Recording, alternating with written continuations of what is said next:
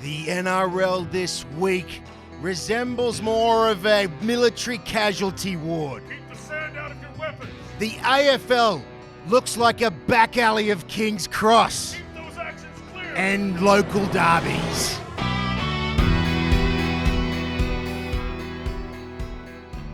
I'll see you on the grapple. The grapple it is. We're at it again, Joel. Yeah, We've got somehow. lots to get through. Injuries in the NRL. Drugs. Drugs in the AFL. Oh, yeah, and in the AFL too. Yeah, that's just true. not just drugs. Ju- We've got two local Queensland derbies this weekend. Huge. And of course, my name is Johnny Manning, and with me as always on the grapple is Joel Spreadborough. G'day, Joel. G'day, mate. I just wanted to quickly impart some good news for the Grapple podcast, episode I love good 6. news. A couple of new followers Woo! during the week for us, and both of them have asked why we didn't have a guest last week. We didn't, did we? Yeah, and I thought, you know what, that's a fairly good question. If you keep listening, Yeah. your luck just might change. Well, do you feel lucky? Oh, do you? Do you? Have you got your lucky charm? Are you saying this could be my lucky day? I think our luck's about to change. Bless my lucky stripes, Johnny Manning. What are you getting at? Well, I've gone into my book of contacts, and I've pulled out a fella. Yeah, I haven't pulled off a fella. I've pulled out a fella. not this time anyway. A fella. He's coming to us from a place that used to be a swamp in Townsville. This fella is an under-16 TDRL, Townsville District Rugby League champion. He's an A-grade Townsville District Rugby League champion. Oh, who have we got? He's an NRL Premiership runner-up. Oh, they were robbed, though. He is the former holder of the single-game NRL tackles record. Who even is Sean Fensom? And he's the father of 2 legitimate children that we know about. He's the general manager of the North Queensland Cowboys. His name's Michael Luck, and he's joining us right now from Townsville. G'day, Michael. Thanks for the intro, John. You left a few things out there, so which I appreciate. Yeah, we'll leave those to a future episode. We'll put them in the back announce. Yeah, absolutely. Michael, you're joining us from the wonderful, I'm not going to say brand new, but reasonably new Cowboys facility. So thank you for giving your time up. Now, we're leading into a pretty big match, so we're going to get straight into it, Michael. Huge game this weekend, but you've started 3-0. What's the feeling like at the club at the moment? Certainly better than the alternative. I think we've got 3 results. I don't think the boys have actually played a complete 80 minutes yet. So they'll get a really good test this week. I know the Broncos have got a couple out, but they're still a very well drilled side. They're big, they're athletic, and they're a test all over the park. So looking really forward to Friday night. Now let's pretend that you're not doing a Fox Sports interview. How much are you going to beat them by, Lucky? Hopefully plenty. They've been. It's hard to tell. I'm really interested to see how over this next sort of month or so how the sides that went to Vegas come back, and they sort of they've had 2 weeks back on the ground here now. You'd say 2 sides have handled it pretty well in the Manly and the Roosters, and the other 2 have struggled a little bit, both with injury and form. So, all of those sides have got enough class to bounce back, but at the moment it sort of just hasn't clicked. So, there's a big occasion on Friday night. There'll be 40,000 at Suncorp, and if players can't get up on that sort of game, they never will. So, hopefully our boys kick a bit better than the Bronx do, and we get a result. Mate, I was going to ask this question a little bit later, but since you brought it up, the Vegas situation. So you mentioned the 2 teams that are going okay. Manly and the Roosters seem to be going okay after Vegas. Brisbane and South's are 0-3. Yeah. Both those teams won. Manly and the Roosters won, so there's something there. But as an administrator, with the potential that you guys might get the call, say, hey, you're going to Vegas next year or the year after, how much of an appetite do you have it as an administrator? Obviously, everyone wants to go to Vegas, right? Let's not argue that. But as in your job as GM, do you want to go to Vegas? Do you want to take the team there? Yeah, I didn't think so. Yeah. Well, I don't want to take 30 man-children to Las Vegas for a weekend. No. it's funny. There's some definite benefits out of it. We've had a look because we're a chance of going next year. So we've looked at the 4 sides. They all did it differently. Manly went straight to Vegas.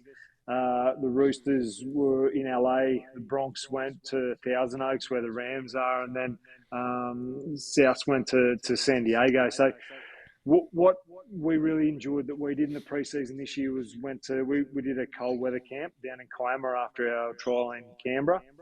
So we'll look at doing something like that and looking at facilities in Phoenix or sort of, not in a somewhere that the boys are going to line up to go out like in LA or in Vegas. And if you look up in Denver, it's probably still too cold. Well, would you consider Salt elevation? Lake's probably a bit chilly. At Denver, like an elevation camp or something like that? Yeah, but you still need to get outside and do a little bit. And it's still going to be snowing at that time of the year in Denver. So, just I guess from a real brief look, like Arizona's probably the one that sticks out for us. It's not too far when you actually do have to go up to Vegas and play. And well, hopefully if we do get the call up, we get more notice than these 4 teams got this year, and we can go and do a good job of it.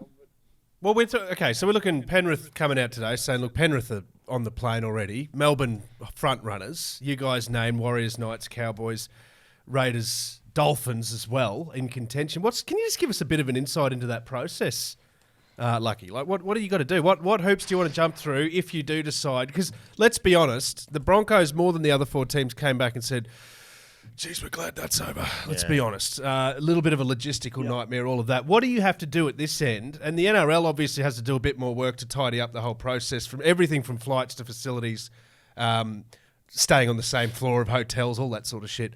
Probably needs to clear up. What does it look like for you? Yeah, I'm so glad I didn't have to do it this year. My 4 counterparts that organised it and had to actually implement the operational stuff all hated it. They all went over at least once beforehand, before Christmas, and set a little bit up, and then we're over there the week before the teams went over, and it just sounded like a nightmare, logistical nightmare. And things that we don't actually really encounter, right? So the Bronx were one team that, where they were up north of LA, they actually told the hotel that it was a cultural thing that none of their staff were allowed to touch their drinks, and they wanted the players to do it all themselves. But the reason was that they put the tax on, so it's only $1 a bottle of water that the hotel staff touch. So when you boys are drinking 300 or 400 bottles of water a day, that adds up pretty quickly. So just all those little things that I think were unknown until this year, that everyone's a bit wiser about now. And you get more lead-in time as well to set it all up. So no doubt it gets smoother as it goes on. And year 3, 4, 5 will probably be really good. But there's still some hairs on it next year, operationally.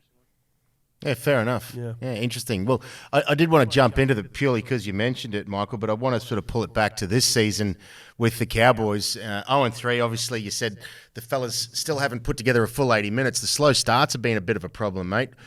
What sort of things have been said or done to potentially arrest that? Because obviously that can't go on.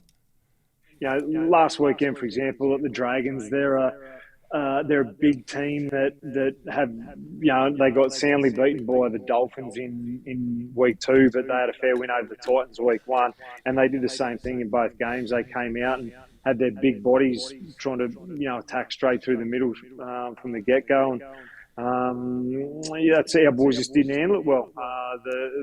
They come out really quickly and blasted through our middle, and our starting 4 middle guys. They took their cuts in the video on Sunday morning, and they'll be better next week. We come up against a side this week, and the Broncos are, regardless of who they've got out, they're a big athletic team. They throw the ball around. They'll attack short sides probably as much as any other team in the comp. So, big challenge for our guys to start the game on Friday night. I want to ask you about your leadership change this year, Lucky. So it feels like we're seeing the Tom Dearden has no ceiling as far as his abilities go, but also as a leader. And obviously Ruben Cotter was born for it. From you, what has been the impact of those two guys, not just on the field, but obviously off it as well? Yeah, so Toddy's answered this in the media quite a few times, and he's not talking shit. It's about we've got some guys that are at the back end of their career that were in leadership roles and that were in our leadership group and making decisions, and we just thought for the good of the future of the club, it's time to blood some of those younger guys while they've got the old boys there holding their hands. And I'll give Jason, Chad, and Jordan McLean in particular credit that they've embraced the change that we put in place in the off season, and they couldn't be more helpful to Tommy and Ruben. From the overall things about how they influence the team during training sessions and how they're involved in setting up game planning and training planning, but even just little things. The first time Tommy had to go and do a toss, Chad spent a couple of minutes with him beforehand and made sure he knew all the different ramifications of the situations that might arise. So they've been fantastic, and it's something that could not handled right, could be destructive. But I can't give our older players more of a rap. They've been great. The San Francisco 49ers might have used Chad Townsend at the Super Bowl for that extra time coin toss. But anyway. You know what? Can I just say I'm really proud of us, Johnny, for not making a toss joke there. Yeah, exactly. Really, really, really proud of us. Hey, Lucky, you had the C beside your name, at times over your career, especially at the Warriors. Is it a burden, and is it something when it leaves you, or do you want it back, or how does it feel from a player perspective? It can be a burden when you're not going great. I guess at the moment, Cameron Murray at the Rabbits would probably do anything to give it away. But when you've got a good support structure around you on the field, and you've got the support of your coach and your admin staff, your CEO, your board, it's really enjoyable, and you get to do some things that other guys don't get to do. There's some obligations there that come with the job, but the two guys that we've got in the role at the moment, they're both North Queensland kids. It means something to them. Their parents are in the stands when they play up here, and just I love seeing those guys embrace the challenge that they've been given, and they love doing the job, and they're happy doing it. They're both Mackay Junior Rugby League Pride of Mackay kids as well, just FYI. It's the other Pride of Mackay. Yeah. Mike, I want to ask you, look, another thing that Toddy has spoken about and has been asked about and will continue to be asked about is the minutes we're seeing from big JT, Jason Taumalolo, 21 minutes last week, and obviously the vultures start circling and talking about price tags and impact and all of that kind of thing. Are you satisfied with how that's being deployed at the moment? We can't control what people in the media want to talk about, and that was always going to be the case, and it will be with Jace for the rest of his career. That he's 112, 115 kilos, depending on the day. He's a big body that's thrown himself into 50 car crashes for the last 15 years every Saturday. That takes a toll, and so there's some days where Jace is going to feel better than others, and he's going to be able to punch out more minutes, and his contribution while he's on the field is going to be good. But we don't want to push it just for the sake of it. Last weekend we were up by 24 when it was Jace's, time to go back on with 20 to go, and Toddy just said, "Mate, tell him rest up. We've got a short turnaround. We've got 2 flights, so we had to come back from Sydney last week. We're here for 3 days, and then we go back to Brisbane tomorrow." So it's that all just adds up, and it takes a toll on performance, recovery, preparation. And why beat a dead horse if you don't have to? I guess Friday night he might go and have to play 60 minutes. So it's just about taking each situation on its own merits and making sure that he's still there and ready to go in week 27 if he has to be. Yeah. Well, I mean, he's proven everything he needs to prove. I mean, you can use him as he's needed, I would assume. Hey, Lucky, I want to talk to you about a lot of injuries in the NRL at the moment. What sort of impact do those things have on your salary cap for a bloke like you having to manage that, season-ending injuries versus mid-season ending injuries? When do you start going to look to the well for more players? Obviously Hesse's gone for the year, which is a huge impact for you guys. What's the sort of salary cap implications of losing, say, 2 guys for the whole year? If they happen in a trial game onwards, you get no cap relief or anything like that. So you've got to work with what you've got. We learnt that the hard way last year. We went into the season with a full roster of 30 and had some injuries and some injuries to some top end of our cap guys early. So we had no cap space and we had no roster spots to fill that. So we took our lessons out of that. We came into this year with only 28 roster spots in week 1. So we've still got a bit of cap space and the spots available to go and backfill those spots. So to answer your question about when do you start looking, you never stop. There's always players becoming available, the disgruntled at their own club or agents agitating for change for some reason. And you don't have to look too far because as soon as you get an injury, you got agents on the phone the next day pushing their bloke that can fill the spot. So we're reasonably comfortable right now with our, especially our middle forward depth. We've got some really good young guys that are there, but in saying that, you're only 1 week away from having to go to the well and see what's available and what you can get. Let's get into this injury stuff a little bit because it's been absolute carnage. In fact, we've got a little bit of audio here, some live audio from the round on the weekend that we can just hear right now.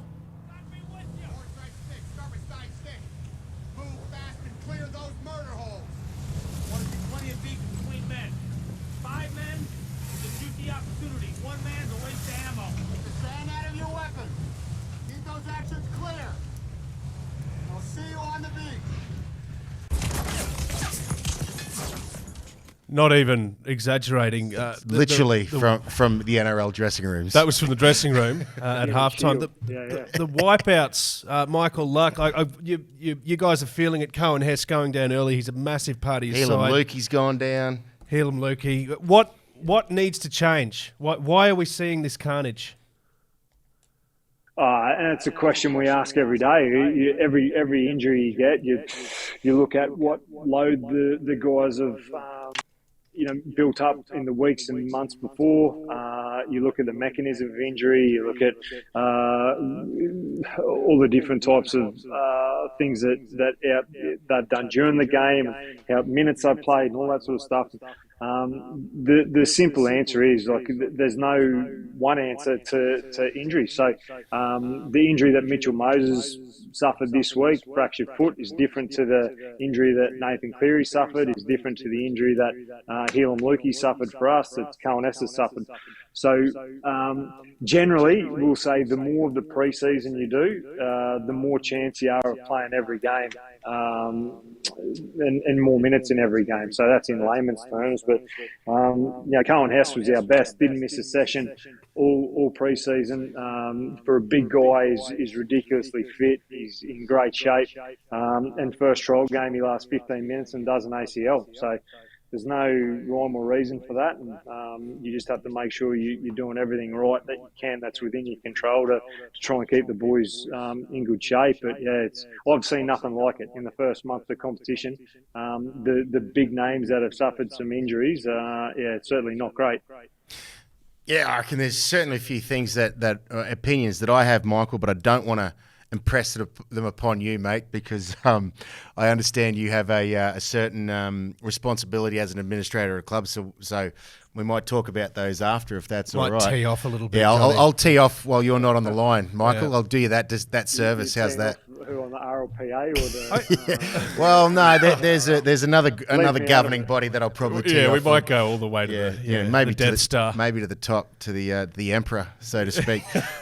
Michael, I want to take a quick. I know your time's limited, mate. I want to take a quick trip down memory lane with you, buddy. I've donned an 01 jersey in honour of you, mate, because that was the year you debuted. as a fresh-faced 18 or 19-year-old. I think you were 18, weren't you, Milk? Soon to turn 19 or something like that. I think it was the day after my 19th birthday. There you go. Yes. That game was played up in Cairns. It was Manly you debuted against. How do you remember that game and your debut in the NRL? Lucky? Do you know how I'm going to answer this? I've got a feeling I know. I can't wait. So that game, so that's back in the days where Rugby League Week they used to have the player ratings and they used a little blurb on the game. So it was the Cowboys versus the Northern Eagles. Eagles. I think April 22, 2001. Whoever wrote the blurb called it one of the worst games of rugby league in living memory. So, you know what? I got a match payment, went out and had a few beers that night. How many tackles? Do you remember how many tackles you made? Were you up around your mark, your record mark? No, I don't think I got much time. I think we were behind by a fair bit when I got the opportunity to go on. Sheensy tapped me on the shoulder and said, "Righto, you're on, mate. Go and make a difference." I looked at the Thanks, opposition mate. and Steve Menzies, Jeff Tuvey, Nick Kosef. I'll do my best. Yeah, I think we conceded a try as soon as I got on. So. It's widely regarded as Michael said, potentially the worst game of rugby league ever played. But Michael went on to play 200 odd games after that and went on to what I'd consider to be a sparkling career. Lucky. It was certainly different back in those days. I actually played reserve grade that day and broke my leg. So I was listening to whatever was on the radio in the ambulance on the way to the hospital to my good mate's first grade debut, which is disappointing. So you heard actually, here he comes now, young Michael Luck. Yeah, that's what the 19 commentary years was of like. age. I was on the whistle in the back of the ambulance, probably high as a kite. But Lucky, I mentioned in your intro there that you, until last year, I think it was, you held the single game record for most tackles in a game. Let's go back to that particular game. At like the 60-minute mark, were you just going, "Oh, fuck this"? Have you got any memories of that game? And did you have any idea that you were approaching some just god awful number of tackles? No, well, there's a caveat to that too, because it went 90 minutes, that game. So I don't care. It was us versus Melbourne on a Anzac Day. Yeah. So we got to the end. I think Cooper Cronk missed a couple of shots at field goal, and Stacey Jones for us at the Warriors missed a couple. So I guess was always meant to be that it ended in a draw. Those two can't kick one. And then got off the field and it was pretty buggered. But no worse than any usual post game feeling. And I think it ain't come out the next day that it was a record. So I did get a bit of flack from the teammates about how little I touched the ball that night. So I was only played one side of the ball. Yeah. It was like But did any of them make any tackles, or did you make all of the tackles that night? Just the role that I had to play back then. We had some really, really good attacking players. I think it was 2009 at the Warriors. Had some awesome players. Like I said, I got to play with Stacey Jones, one of the greatest to ever play the game. So my role was just to go and when we were about to kick the ball, get into gear and kick chase and then make the tackles. And then when we got the ball back, have a rest. I got to ask, going through to that grand final, 2011, mate. We've often spoke about Stacey Jones and his work there, and obviously good luck beating the Kiwis now they've got him on board. Yeah, mate, never easy to relive, but take us back. That what was it, 24-10 in the end against Manly? Yeah, man. I think Glenn Stewart got the Clive Churchill that day, I believe. Yeah. Still think about it? Or? Yeah, of course, yeah. Because I never won a grand final, and that's I guess when you come into footy, that was always my motivator. Whether it was under 12s playing back in Gatton or whether it was the NRL playing for the Warriors, you wanted to win a competition, and I never got to do it at NRL level. That was the closest I got. I thought we came into the game with a lot of momentum. Started okay. From memory, they scored twice quickly before half time. So I think it was maybe 10-2 or something like that at half time. And then they scored again after the break, and we were sort of never really in the hunt after that. But yeah, a great night, a great memory. That was Ivan's last game as coach of the Warriors, so pretty emotional as well in that regard. And we said some goodbye to some great players that have been there a long time. So, and a good couple of days afterwards as well. So, a bittersweet memory. Cheeky little piece of irony in the under-20s grand final that day. The Warriors beat the Cowboys. Cole Felt and Taumalolo were playing in that under-20s team for the Cowboys. Yeah. Wow. Yeah. So that's it. Yeah. We had all three grades in the Warriors that day, and so they only won the 20s game. Yeah. Reserve grade got beat maybe by Cronulla. Yeah, I think it was. And then, NRL got beat by Manly. So yeah, a great year for the club overall. But yeah, only got the one result. I wonder if Ivan Cleary that day went, shit, I might not ever get back win here. a grand final. Yeah, he probably did. He Probably thought did. that was my chance. 100%. Yeah. Comes back and wins 3, the bastard. Bugger. Michael Luck, it's been a privilege, Mate, I'm going to let you go with one last question, Lucky, and this is to do with your coach. He's done marvellous things up there at the Cowboys since he's been there, but I've noticed something that's been missing in the first 3 games. He's got no beard. Oh, the beard. What's going on happened? with Toddy's beard? Is it coming back? So, I think it will. The real story, Bart. So we had a fancy dress party with the partners, girls, the week before the first game of the year. Everyone had to get dressed up. Boys, they actually went all out. They did a good job. It's not like it used to be, John, when people go and spend 2 weeks' pay on their fancy dress kit, because now 2 weeks' pay for these blokes is about 40 grand. I was going to say, what a kit. But yeah, Todd and Jules went as Kenny Rogers and Dolly Parton, and Toddy. He had a fair bit of grey through the beard. I don't think he liked how it looked in the sober light of day, and so shaved it off. And then we won the first game, and won the second game, and won the third game. So he kept shaving. I hope he doesn't shave. I hope he doesn't grow it back all year. If we're superstitious thing, I'd love to go unbeaten. I heard new assistant coach. Well, I've seen new assistant coach James Maloney had a pretty reasonable dress up too, Milk. Lieutenant Dan. So he in the wheelchair, Lieutenant Dan, before he got his new legs. Yeah, there you go. Yeah. He actually went and bought a wheelchair. He's got the hair for it too, He went doesn't right he? into it. Yeah, okay. He's got the locks for it too at the moment. Gary Sinise, eat your heart out. Michael Luck, you've been incredibly generous with your time on the Grapple, mate. We hope this is the first of many chats with you. We love your insight into all sides of rugby league, and you're a bloody champion, mate. Yeah. Thank you, mate. Appreciate the time, man.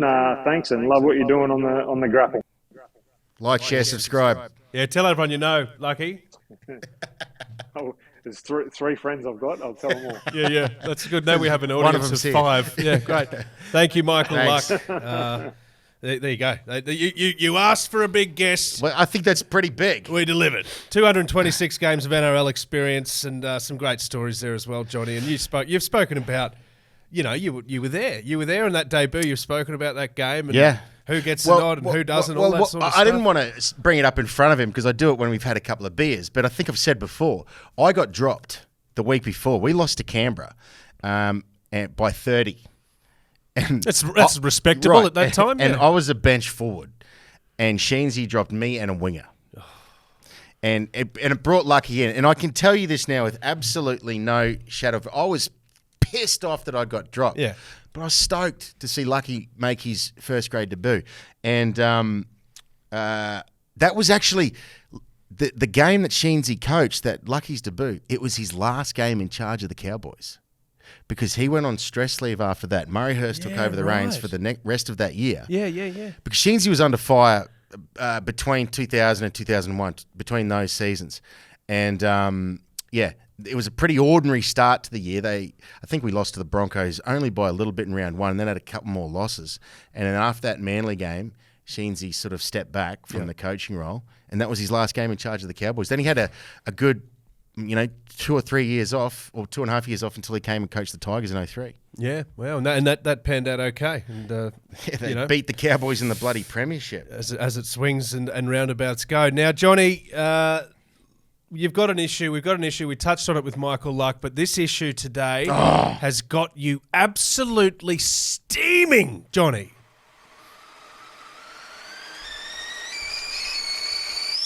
I'm about to blow my top. Oh, you're furious. And I didn't want to bring this up with Lucky. I didn't want to put him in a bad situation because I didn't want him to have to respond to what I think. And this is just my opinion.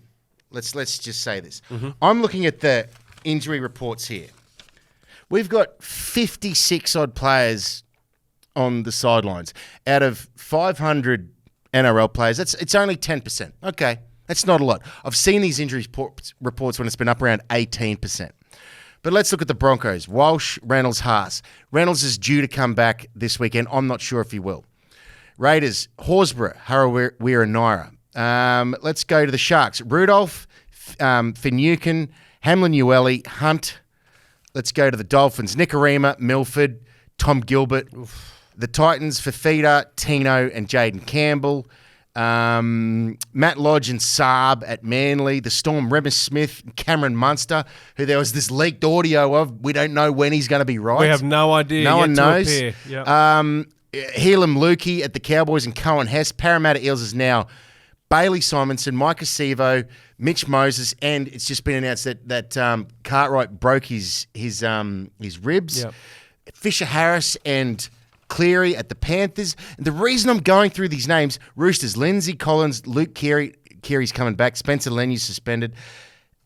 They're not nobodies. I mean, yeah. And I'm not, with all respect to the people I didn't name, everyone's somebody in the NRL, but we're talking top level, $1 million players that are on the sideline for extended periods. I'd love to know the combined value of that list. It'd be unreal, right? Yeah. Now, I've been saying for a long, long time, the NRL was always fast enough. It wasn't the actual on-field product, in the opinion of this idiot, wasn't broken.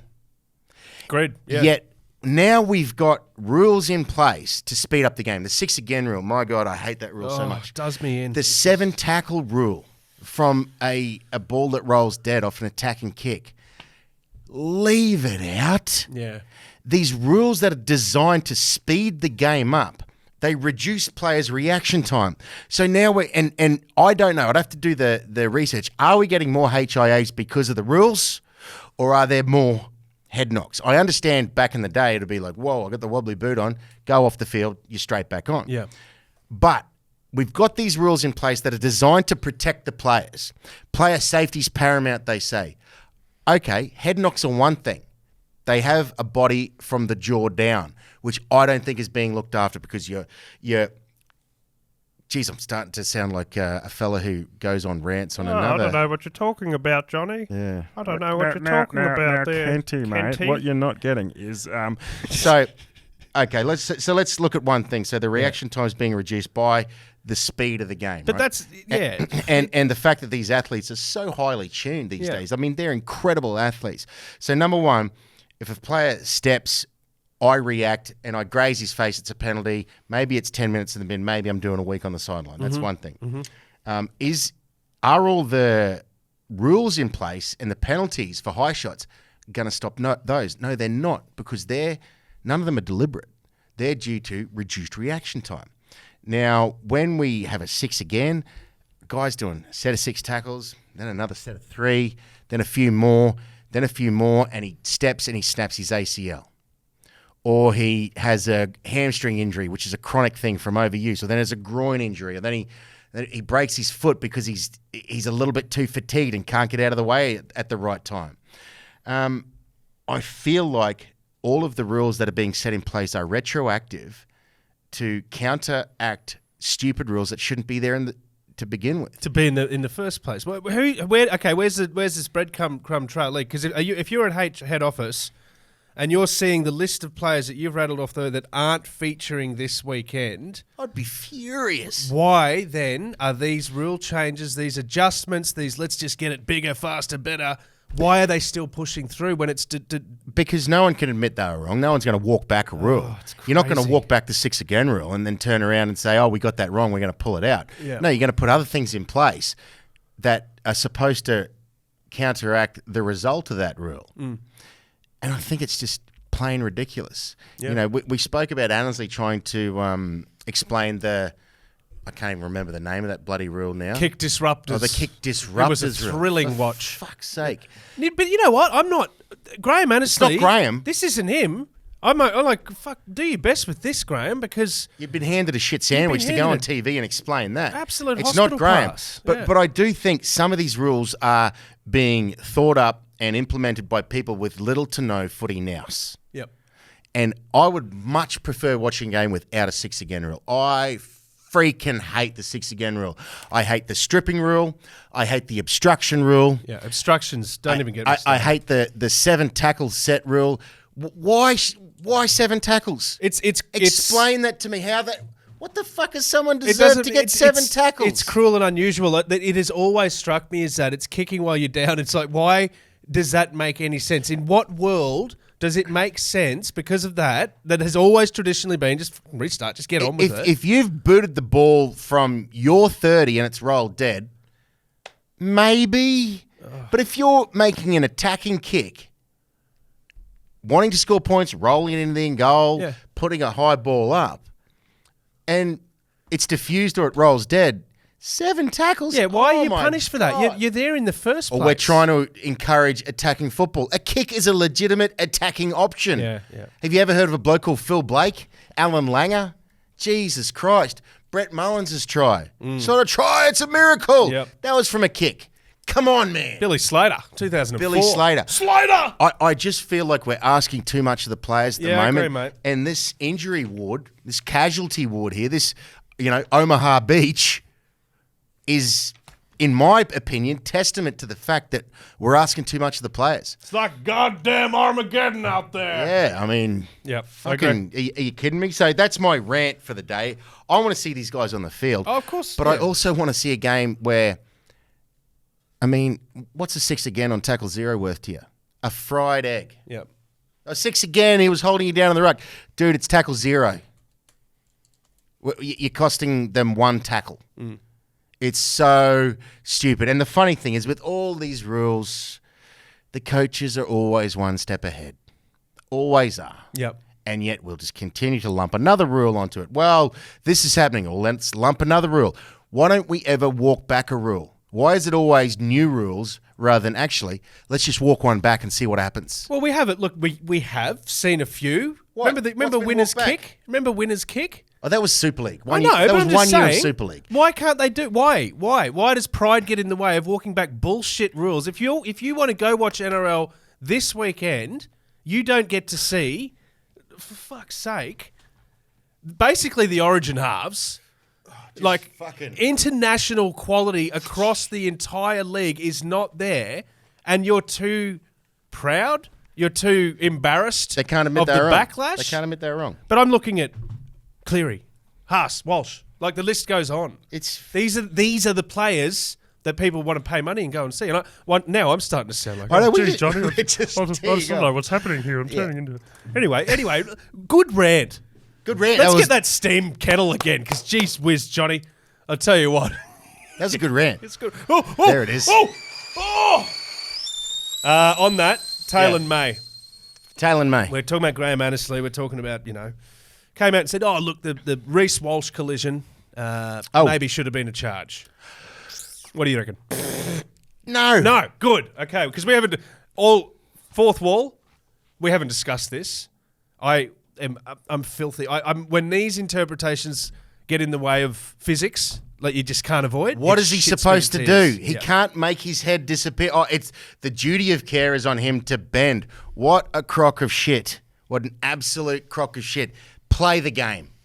And then tell someone they've got the duty of care to bend when Reece Walsh is running at you at 1,000,000 miles an hour. Zillion, yeah. Like, if you want players to change their techniques, I get it. Lower the target zone, no problem. Yep. But when accidents happen, we need to understand that we are playing, we are watching a high-speed collision sport. We've got bodies going at each other. Michael Luck just said it. With the force of a car crash. Yep. You know, you ever been in a car crash? Fortunately not. But your reaction to, holy shit, bang, it's all over. You're done, yeah. That's every tackle in the NRL. I mean, I didn't get the opportunity to be a seasoned player where you're so used to the speed. Pretty much every game I played was like, what's this? I'm going here. Oh, yeah. I'm running there, turning around. Then all of a sudden there's a break in play and you're like, what? The shit just happened. It is breakneck speed. Yeah, and they're trying to make it faster. I don't understand. We're asking too much of the players, and now we're diluting what was a beautiful product. Yep. All I can say is when you go Reese Lightning, you're coasting through the heat lap trials. Reese Lightning, Reese Lightning. Let's talk about that quickly because he's come out today and, you know, Broncos, $5.5 million to stay at Red Hill. Highest paid Bronco in history. Forgot about it. Our first $1 million a year bloke since Anthony Milford in 2015.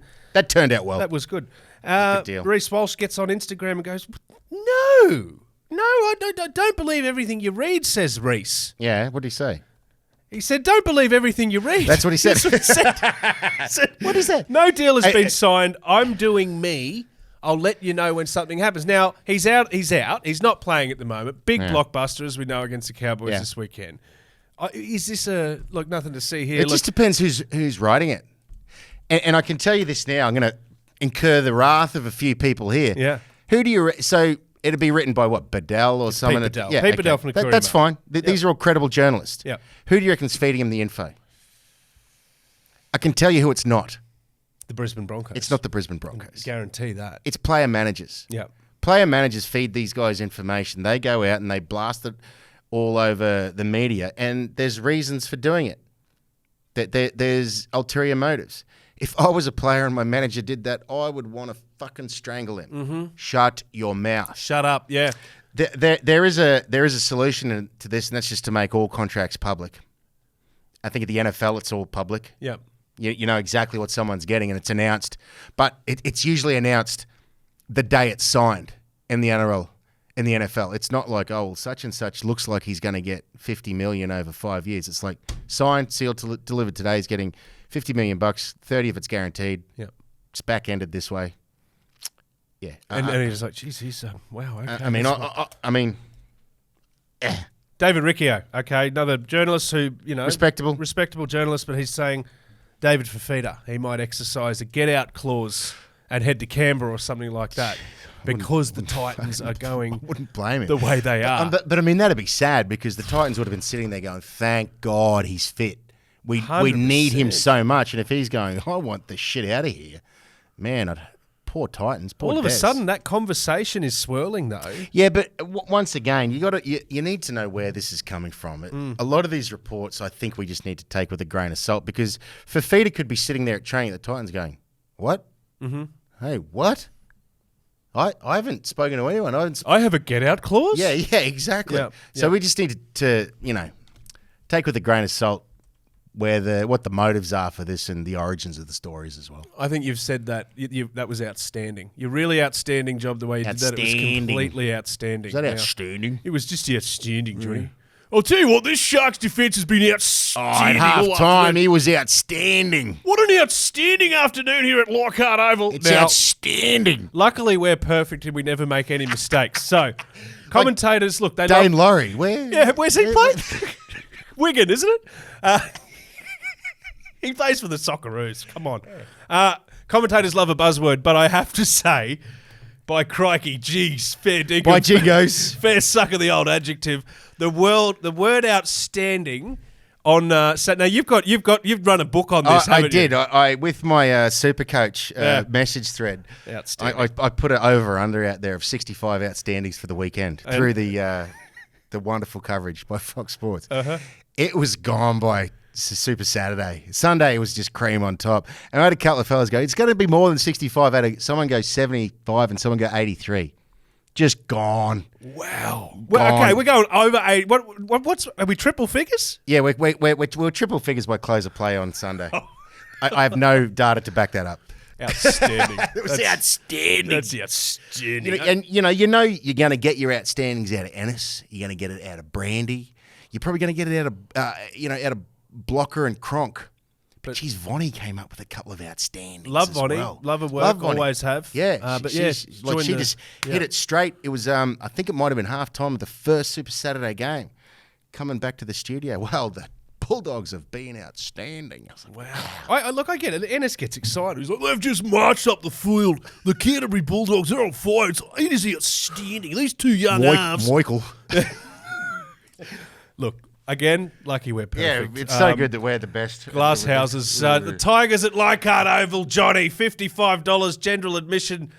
Underpriced, if you ask me. What an afternoon out there for anyone. Best ground to watch footy at. Isn't it outstanding? Isn't it? No. Yeah. Gee, I can see that it's a bit of a trap. Yeah. We wheel back everything he said. We pull it back. It's really hard not to use outstanding when things actually are outstanding. They're very outstanding. The walk to Leichhardt. Now, I've played a couple of times at Leichhardt. Just a shit of a venue. Like, the facilities stink. And what they would do for us, because we were coming from the heat of Townsville, if we were moving to playing in Sydney in June or July, you'd walk into the dressing room and they would have had the fire hose out and the entire dressing room would be dripping in water on a cold winter's morning. I'm not joking. Wow. They would hose out. There was nowhere dry to even put your bag down. You're like, you pricks. Well played. Yeah. But the walk to Leichhardt. So you might meet at a pub somewhere close by, but then that walk in, it's just this wonderful walk through suburbia. And there are people out on their front lawns with a sausage sizzle or a tin of, an esky full of tins, selling you a tin for $3. Yep. You get a sausage on bread. You walk in there, you go up to the hill. The hill's amazing. Where's your Queensland spirit now, Thurston? That's the Leichhardt Hill. Yeah, hey, Thurston. Yeah, and you just hear that all afternoon. Thurston. I tell you what, though, the Sharks fell well and truly into that Leichhardt trap. What in God's name happened to them? It was outstanding. 32 to whatever it was. 6. Appy Coruscant. Playing like a man. Someone swab him. He was playing that. We've been speaking about Benji Marshall being like, can you just do it? He's watching Appy Carousel going, far out, I wish I could have done that. He's telling everyone, see what he did? Do that. Yeah, now can I have 17 Coruscants and we might be in with them. But you know what? We saw pretty upbeat, positive footy that it was great. This is Benji style footy. Yeah, and look, the Sharks were very, very poor. Nico kicked out on the full a couple of times. But even there was an effort issue, just at the end of halftime. I don't know what was going on. There's a loose ball. Nico doesn't dive on it. Arpy gets it, then they freaking score, So they're effort things that you don't usually see from a guy like Nico. I got a huge rap on that kid. Yeah, same, yeah. But he did. He had a stinker. Didn't have a great afternoon. He had an absolute stinker. What's the opposite of outstanding? Because that was instanding. He had an instanding or outsitting. There you go. It's an outsitting display from Nico He had an instanding outsitting performance. Speaking of instanding displays, mate, the Titans. I've got to ask you quickly. They could have been ahead 6-0 at the start. They butchered this try. I don't know how they did it. AJ caught the ball off the kick and tried to just pop it to Foran because he thought the heat was on. He could have just fallen over the line and fallen down. Kieran was like, "What are you passing it to me for?" Yeah, man. It was one of those horrific things, and then the Dogs just streeted him from there. Tino hobbling off. The funny thing is, I watched Tino do his knee at Belmore. I did my knee almost the exact same way at Belmore when I was 19. I was like, ugh. Better throw up looking at that, but yeah. Okay, well, here's the question. It's an outrageous one. It's a bold one. I love bold questions. Clickbaity, almost. Ooh. Could the Titans be the only team in I don't even know how long to go through a season without winning a game of football? Has it ever happened? I don't think it has, John. Now I don't know why you're asking me this. No, I don't know. They could. There's a chance they. Tino is their glue. He's their guy. He is a phenomenal rugby league player, Tino. Mm-hmm. He has got a motor for a big guy.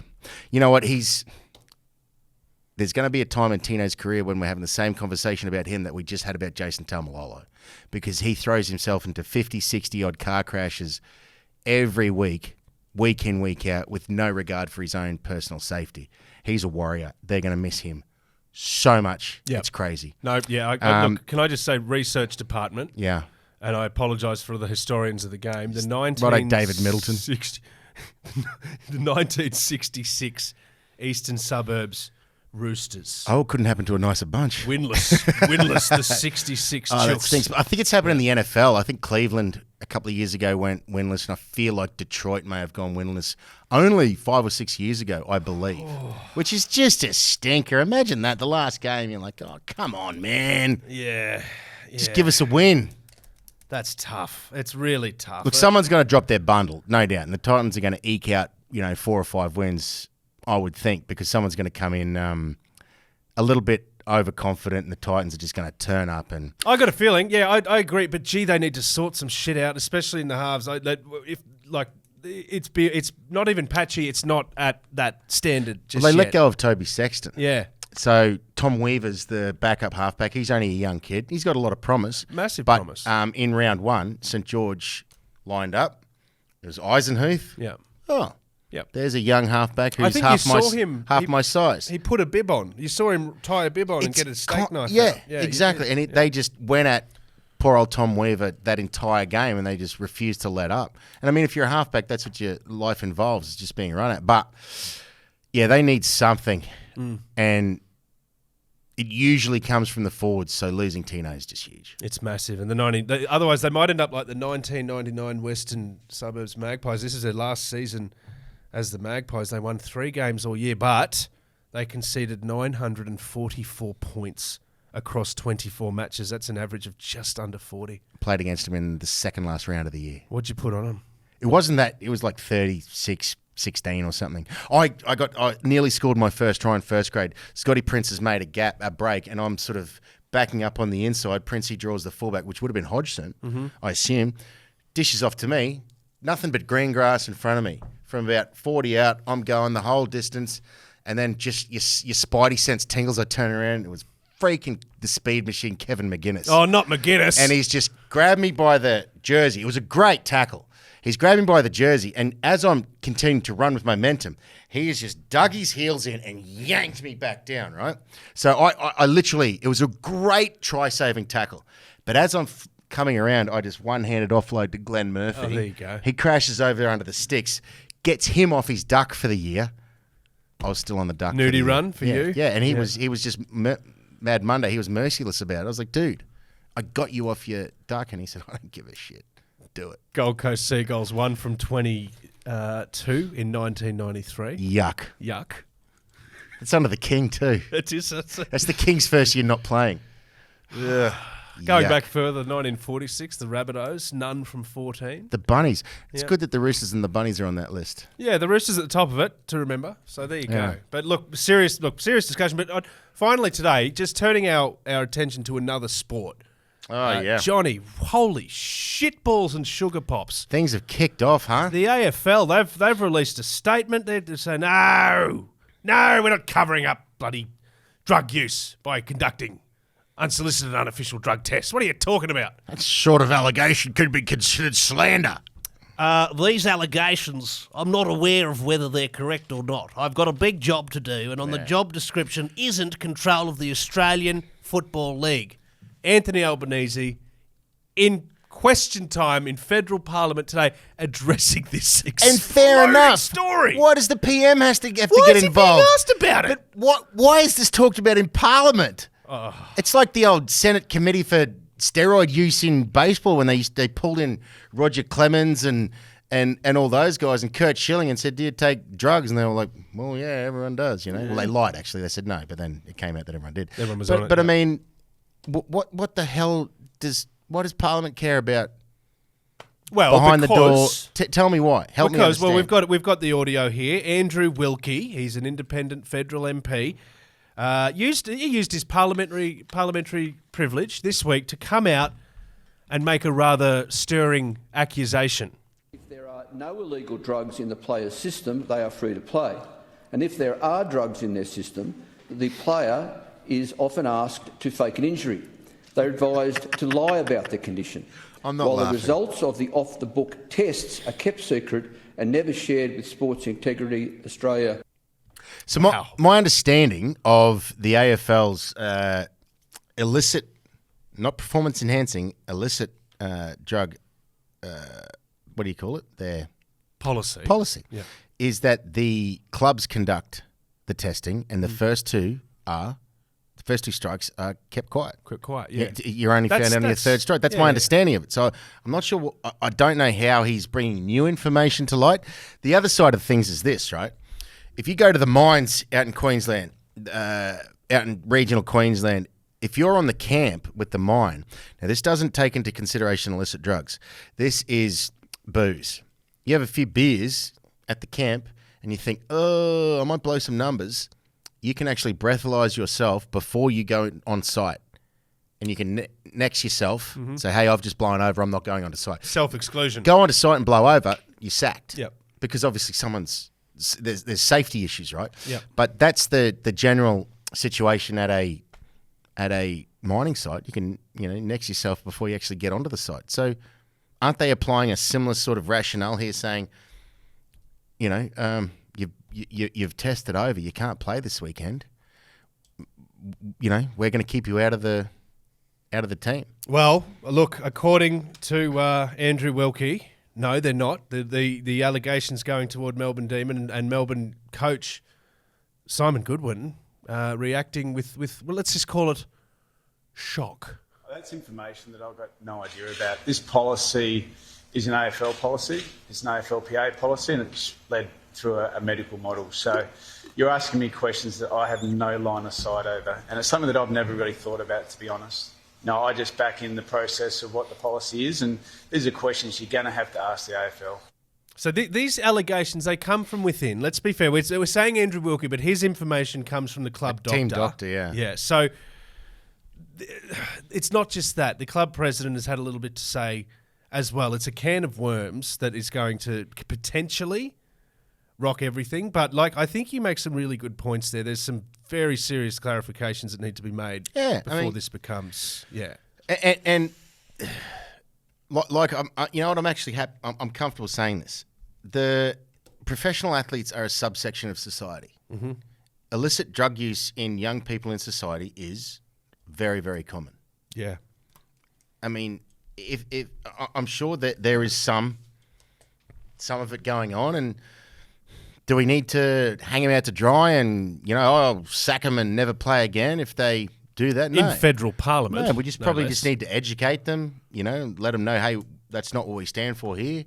This is what it's doing to your body. Yep. Maybe just you're a professional athlete. Maybe pull that back. But look, Well, make the policy clear too. Like you said before, you were talking about the NRL and policies around, contracts and visibility and all that as well. Let's just make sure everyone knows exactly how that process works. And if it is 2 tests in-house until your third strike, then it gets made public. I mean, let everyone know that's what the policy is.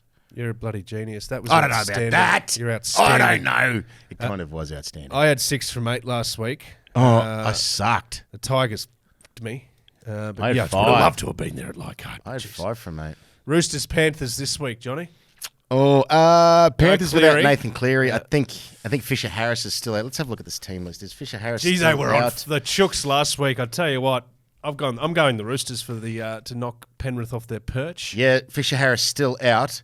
He's not named in the outs, but he's out. Yeah, so I think the Roosters get that. The Roosters are actually playing some pretty good football. Tedesco's back to his best. Oh, that guy's an absolute superstar. Imperious. You know what he's been? Outstanding. Rabbitohs Bulldogs. I think the Rabbitohs get their win for the year. I'm back for I think that. it's desperation stakes there for those guys. They have to break the duck, and I think they'll do it. They'll do it well. Broncos, Cowboys. I've got to go these guys. I think the Cowboys get them. Reynolds is in.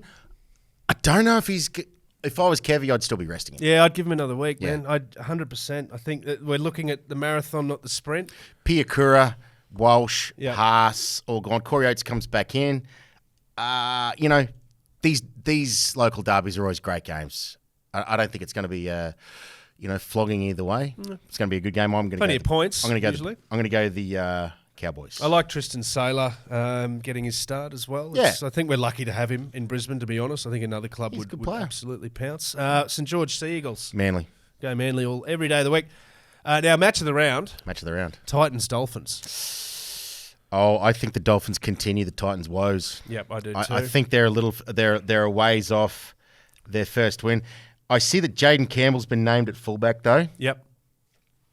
First game back from injury. Fafita, Joe Stimson's back in. There are a couple of good inclusions there. Decent ins, yes.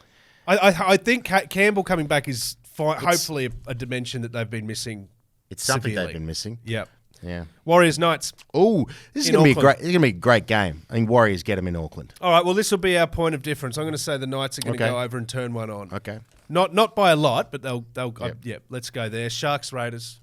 Oh, I like the Raiders this year.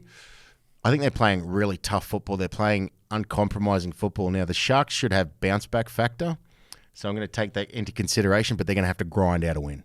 Okay. That's going to be I'm a terrible judge. I'll say it's going to be a low scoring account. That's going to be 38-34. The first 1,000-point game in NRL history. But I feel like that's going to be, your 12-10, your 18-14 game. Yeah. And I feel like the Sharks will win it, but they're going to have to grind.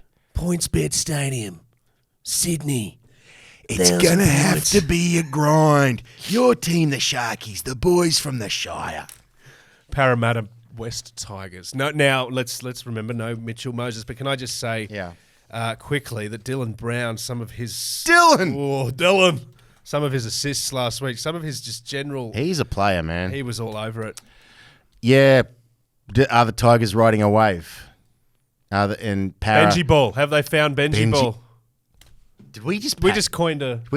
Benji Ball. Wizard, can you please do whatever we need to legalise? Just put a C next to it for Benji Ball. Yeah, great.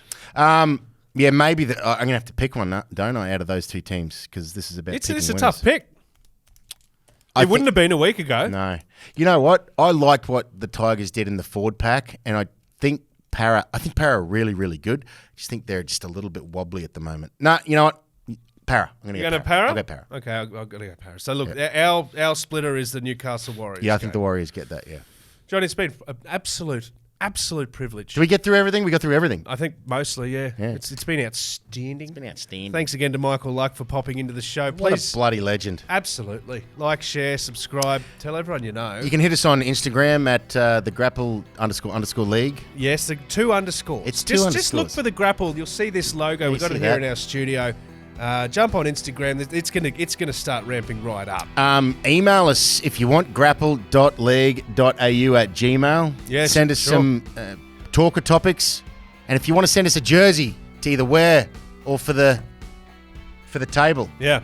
Maybe one that's a little bit bigger so my gut doesn't show. You asked me to wear a Cowboys jersey today. I'm glad you said no. No. I respect you for that. We'll meet Broncos. All right. It's been a pleasure. We'll do Always it again. is. Episode 7, hopefully, coming your way next week. Should we hug it out? Let's hug it out.